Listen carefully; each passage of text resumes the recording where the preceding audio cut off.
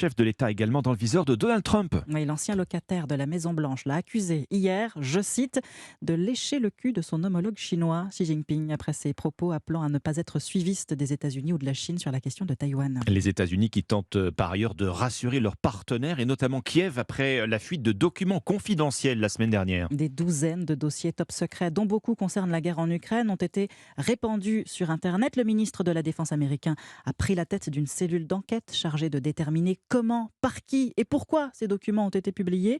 Beaucoup de questions, mais pas encore de réponse, Anne Toulouse.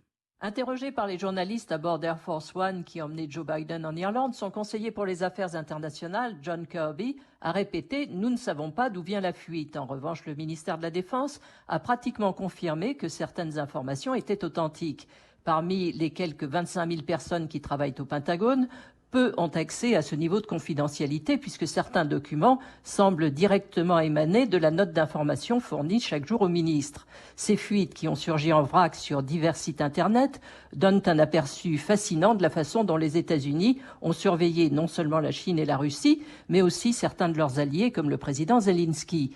Des échanges qui remontent au début de l'année émettent des doutes sur la conduite de la guerre en Ukraine et donnent des bilans jusqu'alors inconnus des pertes dans les deux camps.